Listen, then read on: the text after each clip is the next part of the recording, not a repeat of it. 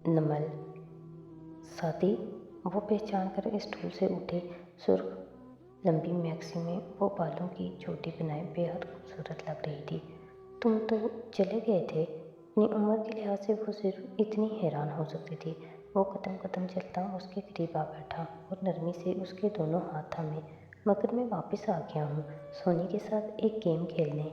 याद है जब मैं तुम्हारी मम्मी से मिलने आया था, जब तुम दोनों फिल्म देख रहे थे मॉल में, और फिर मैंने तुम्हारे साथ एक गेम खेला था। सोनिया की आंखें चमक उठी। वो शरारत से मुस्कुराई। I know. सो सोनिया मुस्कुराकर उसकी आंखों में देखकर वो बोला, do you wanna build a snowman? और सोनिया खिलखिलाकर हंस दी, गर्दन पीछे फेंक कर, दिल खोलकर। उसको ये फिक्रा जैसे गुदगुदा देता था।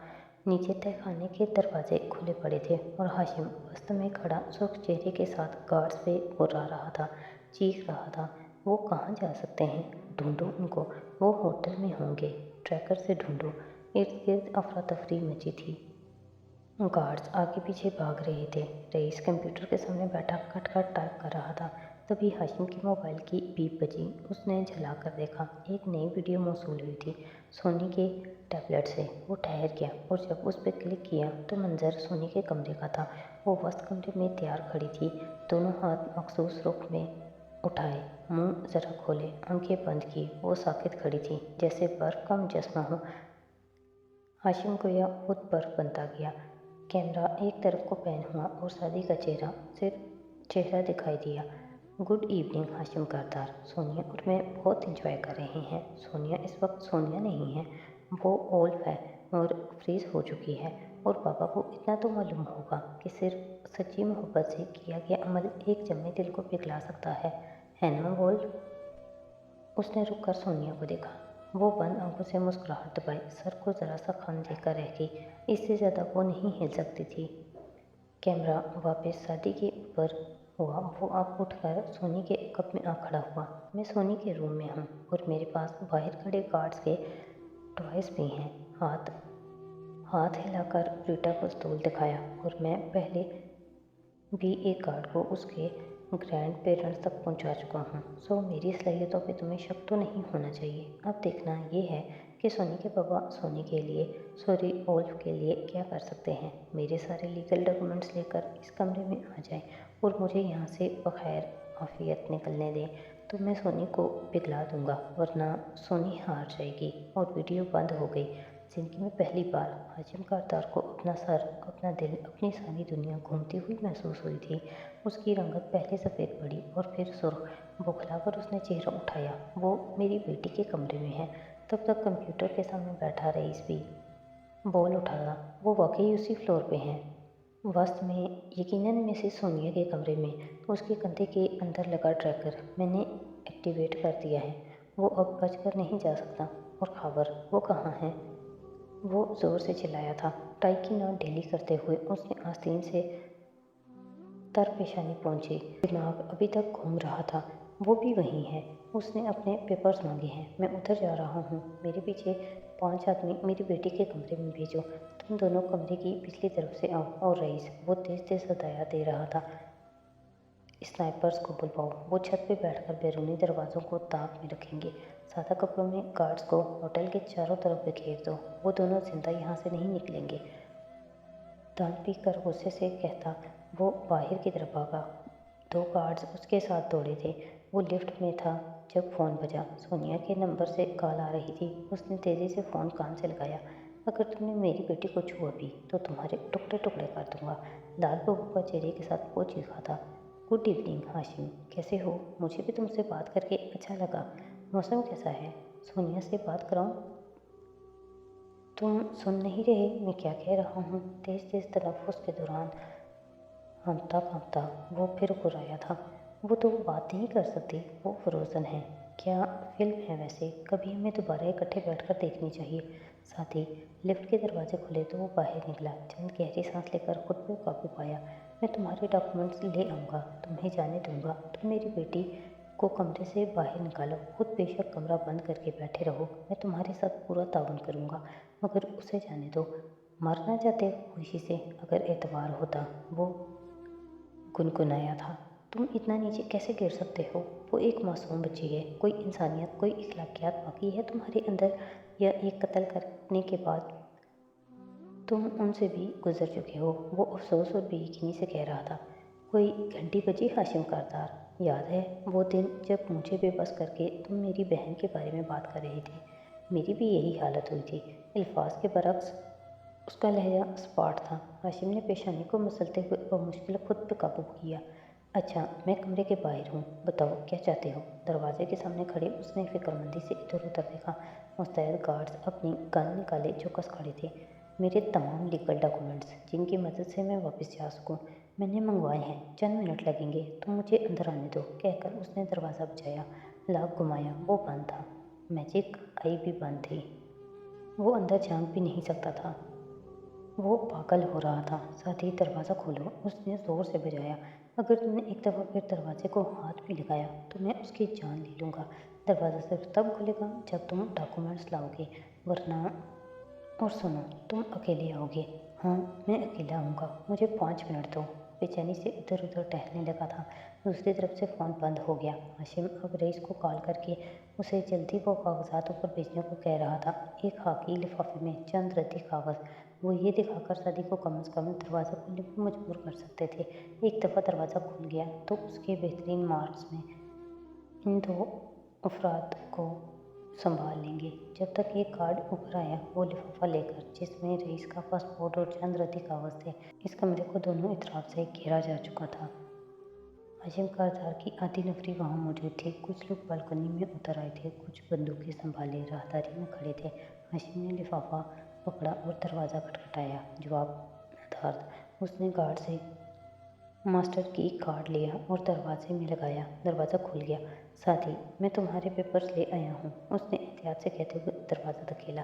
कमरा रोशन था और वस्त में सोनिया खड़ी थी। साथ वो ट्रॉली भी पड़ी थी और उस पे एक ब्लूबेरी केक सजा था, जिसको वो जल्दी जल्दी चम्मच से खाई जा रही थी। हाशिम को देखकर उसने जल्दी से मुंह पे हाथ रखा। सॉरी बाबा, आंखों में शरारत थी। और फिर वो हंसी। वो उसको मना करता था ज़्यादा मीठा खाने से, दांतों को नुकसान ना हो। मगर वो इस केक को आधे से ज़्यादा खा चुकी थी। आज हाशिम ने कुछ नहीं कहा। वो शाल साकित सा चलता आगे आया। सोनी कमरे में अकेली थी, तनहा। साथी कहाँ है? उसे कुछ कुछ समझ आने लगा था। साथी मेरे लिए केक लाया है बाबा, उसने कहा। मैंने आपके आने तक उसको ख़त्म करना है, वरना मैं वुल्फ बन जाऊंगी। हाशिम बेइख्तियार उसके करीब आया और उसको अपने बाजू में उठा लिया। बाबा, मेरे कपड़े, वो किसमस आई, मगर वो दीवाना वार उसका चेहरा और सर चूम रहा था। शादी कहाँ गया सोनी? फिर उसने पूछा। उसने वीडियो कब बनाई? वो तो कब का चला गया बाबा। सोनी ने जवाबन उस सवाल पे हैरत से उसे देखा था। उसके मुंह पे ज़रा सी क्रीम लगी हुई थी और वो एक दफ़ा फिर से केक मुंह में डालते गुनगुनाने लगी थी। I wanna stop some chocolate in my face. Hashim ने धीरे से उसे नीचे उतारा। शश्तर चेहरे और शैल असाब के साथ वो आहिस्ता से मुड़ा। किसी ने जवाहरात को भी बता दिया था और वो आवाज़ पाख्ता सी अंदर दाखिल हुई थी। सोनी, तुम ठीक हो? फिक्रमंदी से कहती वो उसके करीब बेड के किनारे आ बैठी और उसे खुद से लगा लिया। जो सुना था उसने उसे हिला दिया था। कहाँ हैं वो दोनों? कैसे भाग गए वो तशवीश से हाशिम से पूछ रही थी। हाशिम जवाब दिए बिना मोबाइल पे नंबर मिलाने लगा। गार्ड्स भी कमरे में दाखिल होकर इधर उधर फैल गए थे और गोया हर कोना छान पटक रहे थे। किचन हेड शेफ भी हाथ बांधे साथ रईस के आ खड़ा हुआ था और अब वो जवाहरात से कह रहा था कोई अंदर से उनकी मदद कर रहा है, वरना उनके पास मास्टर कार्ड कैसे आ सकता है? ये केक भी वो किचन से कैसे उठा कर ला सकते हैं बगैर मददगार के? हाशिम फ़ोन कान से लगाए तेज़ी से बोला। रईस, वो जा चुके हैं, ट्रैकर से ट्रेस करो, वो किधर हैं? स्क्रीन पे निगाहें जमाए बैठे रईस ने अचंभे से आबरूज केड़े। नो सर, वो दोनों इसी कमरे में हैं, सिग्नल अभी तक एक्टिव है। और अगर वो ना कहता तब भी हाशिम की नज़र ट्रॉली के निचले खाने में पड़ चुकी थी, जहाँ टिश्यू में वो दो नन्हे बटन जितने ट्रैकर्स रखे थे। हाशिम तल्खी से मुस्कुराया और टिश्यू उठाकर देखा। खून जमा हुआ था। वो बहुत पहले अपने कंधों से ट्रैकर्स काट कर नोच चुके थे। Damn it. सोनी को दो गार्ड्स और जवाहरात की तहवील में देकर वो फ़ोन कान से लगाए बाहर आ गया था। सोनी का फ़ोन ट्रैक करो, वो उसी के पास था। जल्दी रईस, वो चिल्लाया और फिर बरहमी से राहदारी में खिड़की के साथ पड़ी कॉर्नर टेबल को ठोकर मारी। मेज़ लुढ़क गई, कांच का वाज नीचे जा गिरा। हाशिम ने सुर्ख आंखें उठाई। खिड़की से नीचे का मंजर दिखाई दे रहा था। प्राहरा स्ट्रीट में पहुंच चुका था। होटल की कोई चारदीवारी न थी। वो तिकोन सूरत ऊंची इमारत इस मसरूफ शाहराह के मोड़ पे खड़ी थी।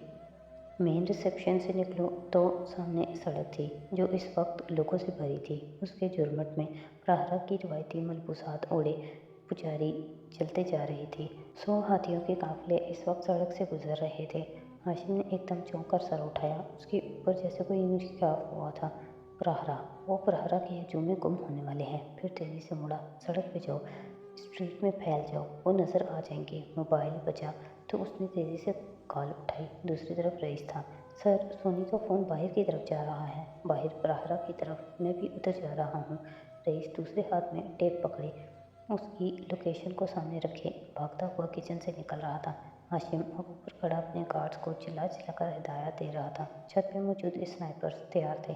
जैसे ही उनको सादी या खावर दिखाई दे वो उनको गोली मार देंगे। चंद ही मिनटों में गार्ड्स पूरी स्ट्रीट में फैल गए थे। एक एक को देखते वो इधर उधर भाग रहे थे। ऐसे में रईस टेप पे लोकेशन को सामने रखे दौड़ता हुआ बाहर आया था। दाएं बाएं गर्दन घुमाता वो सियाहों के हजूम को चीरता हुआ आगे बढ़ने लगा था। मगर रास्ता नहीं मिल रहा था। वो मुश्किल लोगों को परे हटाता, धक्के देता, माजरतें करता वो आगे आया। मोबाइल ट्रैकर का सुर्ख निशान एक जगह रुक गया था। वो बदिक्कत उस जगह पहुंच पाया। सियाहों की खफकी और डांट फटकार को नज़रअंदाज करते हुए उसने टेप को देखा। सुर्ख दायरा, सोनी का फ़ोन, सब्ज दायरा। खुद रईस उसके साथ खड़ा था। फिर वो दाएं तरफ मुड़ने लगा। उसने चौंक कर देखा। सामने एक यूरोपियन खतोखाल की सुनहरे बालों वाली बच्ची दाएं तरफ जा रही थी। वो आंधी तूफान की तरह उसके सर पे पहुंचा। उसकी हुड वाली स्वेटर का हुड पीछे को गिरा हुआ था और कमर पे पहने बैग में टेप रखा था। लानत है। उसने टेप उठाकर बदहवासी से इधर उधर देखा। हर तरफ इंसानों का समंदर बिखरा था और इन सब में वो दोनों का कोई नामो निशान न था। वो दौड़ते कदमों से ऊपर हाशिम के पास आया था। वो वहीं खिड़की के पास खड़ा था। सर, फूले तनफ्फुस के दौरान उसने कहा, वो नहीं है। ये फ़ोन उन्होंने प्रहरा देखने वाली एक बच्ची पर प्लांट कर दिया था। खुद राश में निकल गए। 20 लोग सड़क पर फैले हों और किसी 2 लोगों को नहीं पकड़ सकते। वो दहाड़ा था। बार बार आस्तीन से पेशानी पूंछता। दिल चाह रहा था उसको शूट कर दे। ये कैसे हो सकता है कि वो इतनी जल्दी निकल गए हों और तुम्हें नज़र ही न आए हों।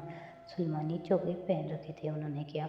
हाशिम रुका। एकदम उसके ऊपर ढेर सारी ठंडी बर्फ गिर गई थी। आहिस्ता से उसने गर्दन मोड़ी और नीचे सड़क पर बहते प्रहरा को देखा, सियाहों के रश को देखा, हाथियों को देखा। नहीं, हम गलत थे।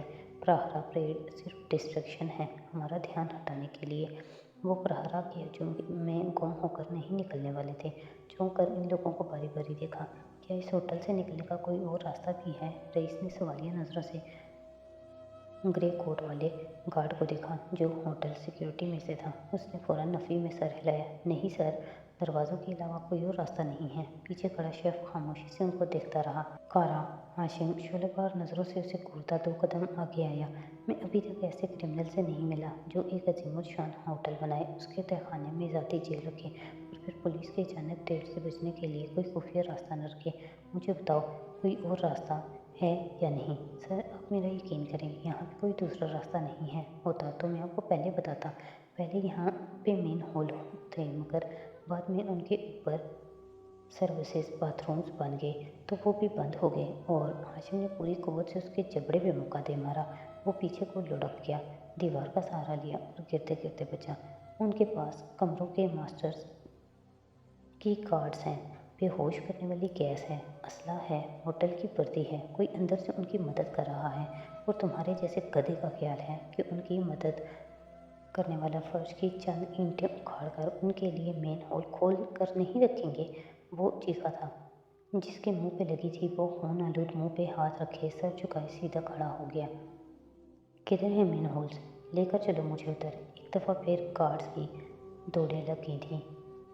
बाथरूम्स एरिया में उसे मेन हॉल की जगह का पता लगाने के लिए किसी रॉकेट साइंस की ज़रूरत नहीं थी। कोने वाला बाथरूम बंद था और उसके ऊपर ख़राब है का साइन साफ नजर आ रहा था। सर, ये कल से लीक हो रहा था, आज भी ठीक नहीं हो सका। हेड ऑफ सिक्योरिटी उसका दरवाज़ा खोलने लगा तो वो अंदर से लॉक्ड था। हाशिम ने उसे परे धकेला और बूट से दरवाजे पे ठोकर मारी। एक, दो, और दरवाज़ा उड़ता हुआ दूसरी तरफ जा लगा।